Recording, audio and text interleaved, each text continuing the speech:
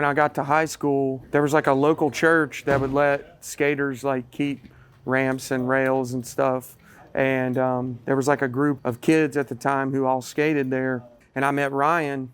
We started skating together and getting to know each other. You know, we clicked right away almost, you know, almost like we were born on the same wavelength. You know, Bradley and I were already trying to, you know, get going in music and create a band. So Bradley and I were playing with like a Christian rock band at the time, traveling around playing churches and little festivals and things. But then Ryan came into the picture. He started playing guitar, you know, and it just kept snowballing and getting heavier and heavier. We went to play a show in Lynchburg. It was our first hardcore show that we had ever experienced as people, you know. I mean, we had never been to anything like that. And it just changed us. I can't even remember the bands, but I do remember that we played and we were much different than the other bands at the time. Then the first band played and they did a cover of, they opened up with a cover of Memphis Will Be Laid to Waste by Norma Jean. And I just remember the circle opening up. The kids were dancing, they were getting down, they were having fun, and it just kind of changed our trajectory on like what we were writing. We knew that we had that kind of energy and we had that kind of presence, and it was just like experiencing that hardcore environment and that community and that family almost was just like where we wanted to be. And I just remember standing there and being like, this is what I want to do. This is what I want to be a part of. And we changed our name to Red Letter. We really came into our own as a band on the Overthrow with the style and the, you know, just us having kind of our own thing. We ended up going to a studio in Galax, Virginia, and we recorded it ourselves. We did all the you know, the engineer work, I guess. That was a very self-produced album. We kind of went in, turned the amps on, and started playing loud music, you know, and what came out really served our sound for the time, right? We didn't really want that controlled sound. Most of the bands that we looked up to at the time, like Far Less and Swift, and a lot of the regional bands that we were playing with, they were all recording with Jamie. And we had him mix and master the original version, which we released on CD. I'm not sure how many copies of those there are floating around still. I have one left in its shrink wrap. And that was the Overthrow. We put it out in December of 2005.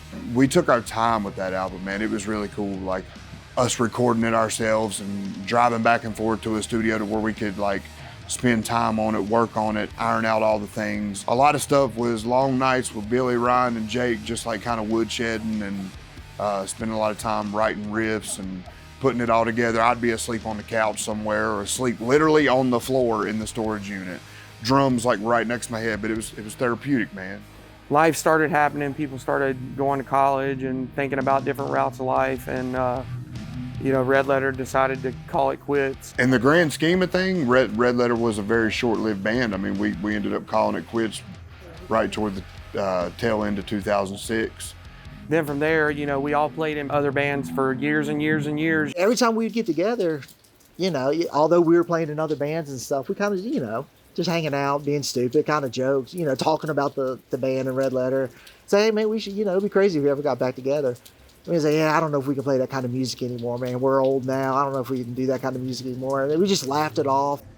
I originally met Billy and Bradley and Ryan and Jake back in probably 2004. I started out as just a fan of the band, and then flash forward to 2008, 2009, they were starting Aside Oceans or continuing Aside Oceans. I was in the band until 2015, switching back and forth on guitar and bass. We kind of came back together, unfortunately, due to a bit of a tragedy. We lost a really close friend that was also in that band, and had kind of reconnected through that initially. 3 out of 5 of us were in this band called Pathway, and we lost a dear friend to us. We lost our drummer, and it kind of put us at a standstill. When he passed away, we were kind of all lost, and we didn't really know what to do or where to go.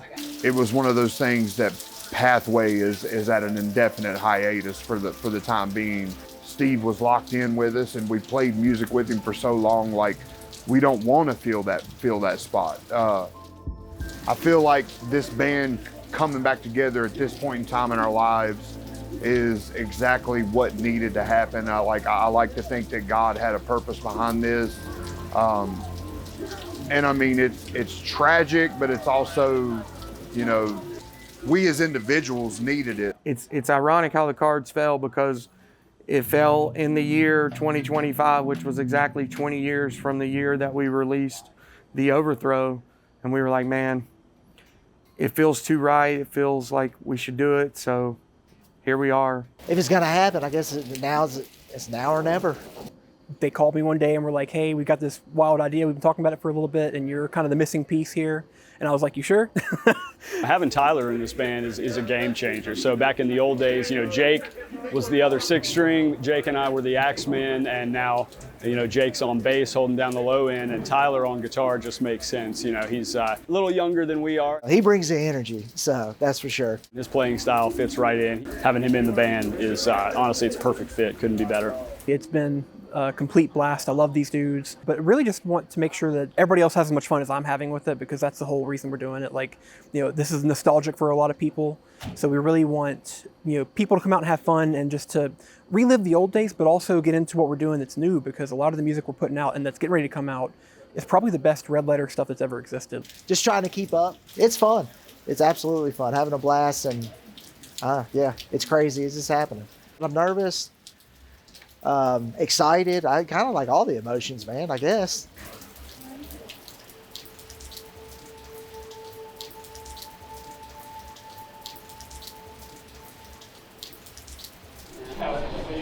We're about to set the clock back. Yes. Too sweet. Already? Fashionably late. Fashionably late. I've been known to cut a little rug in my day.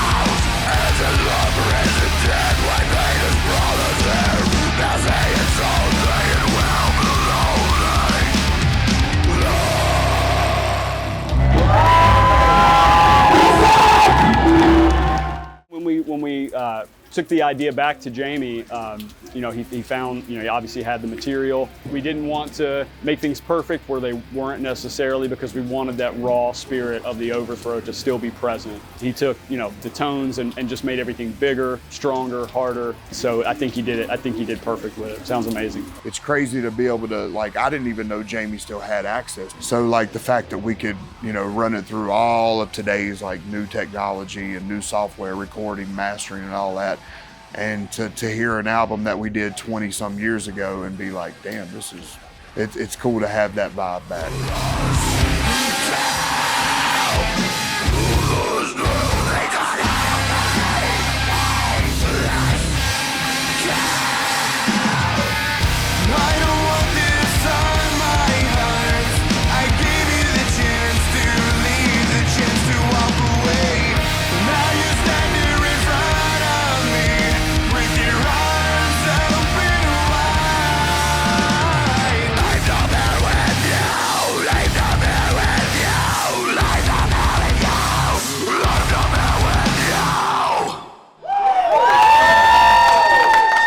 Predominantly, you know, in this band, Ryan and I do most of the writing.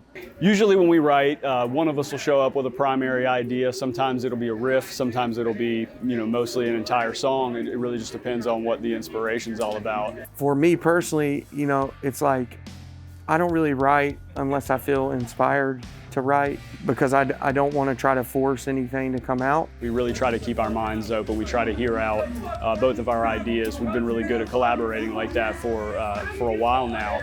And then we bring it to the other guys and we let them add their flavor. And really it still stays a very open and collaborative process. Billy and Ryan, they have not lost anything. Them two getting together and writing it's ridiculous. It's always been ridiculous. You know, the writing style that we kind of had in the early material, it's kind of chaotic. It's a little all over the place. We didn't really like to repeat parts too much. And so these days we're trying to think about what would a listener expect for a more mature Red Letter philosophy. And it's working out so far. Gina Rational, when I sat down to write that riff, that's the approach I took. For our first, song to come out in 20 years, I think it's absolutely perfect. I really do. Just straightforward. It's like, hey, here we are.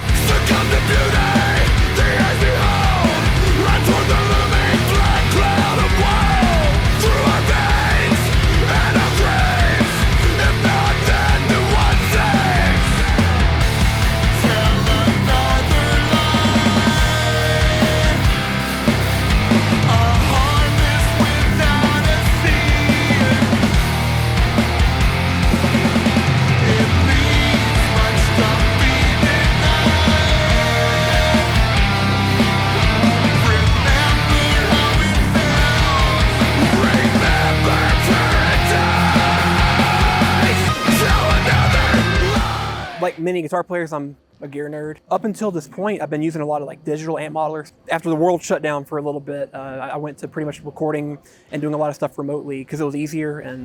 But obviously, Red Letter's loud. Red Letter is a loud, heavy, crazy, fast band. So I spent way too much time and probably a little bit too much money just kind of organizing the speakers and getting the right cabinets and the heads and the cables. And I finally got something that's just like perfect. It's literally exactly what I've always wanted. So honestly, this is my first show back in almost 5 years.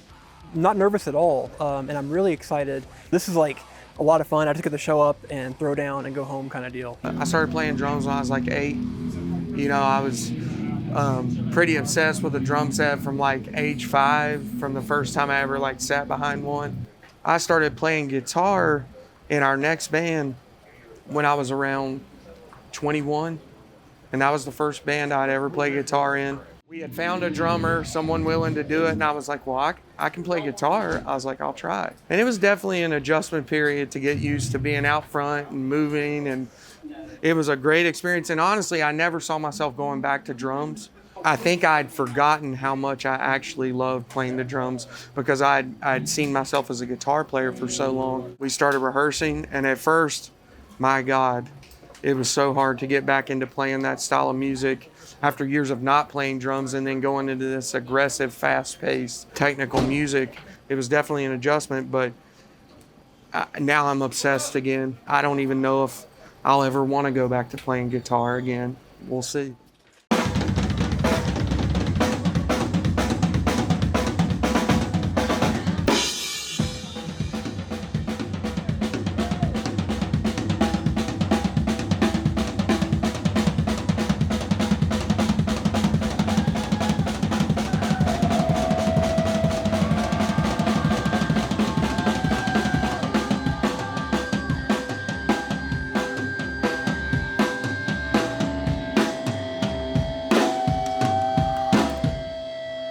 You can't talk about the origin of this band without talking about our beliefs and our faith and what was part of what we were trying to do as a band.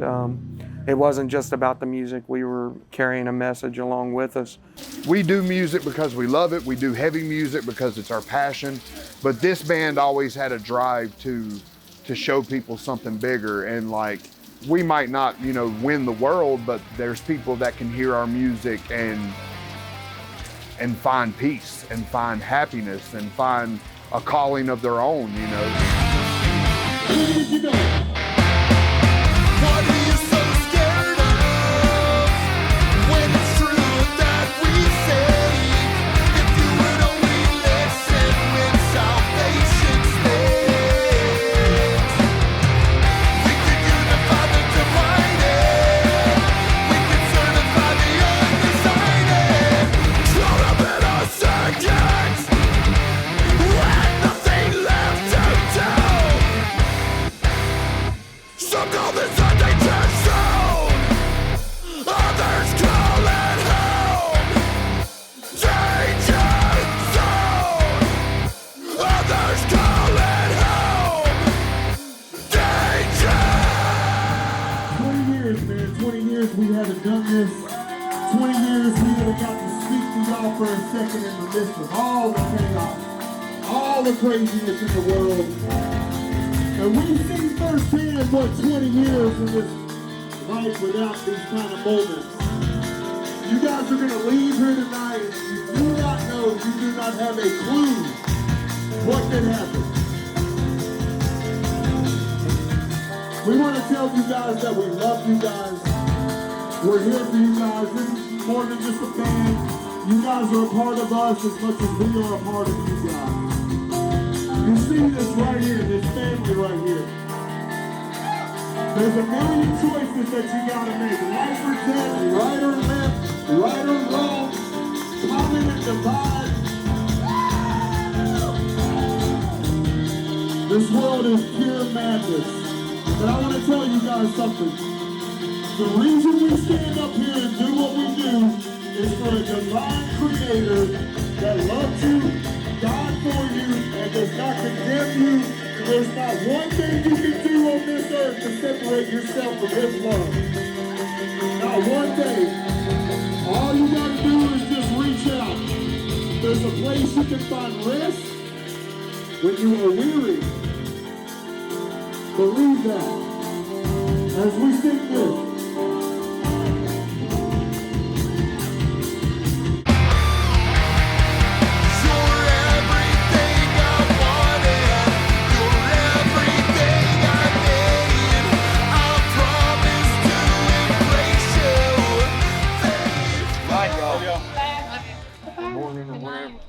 Heck of a night, man. Heck of a night.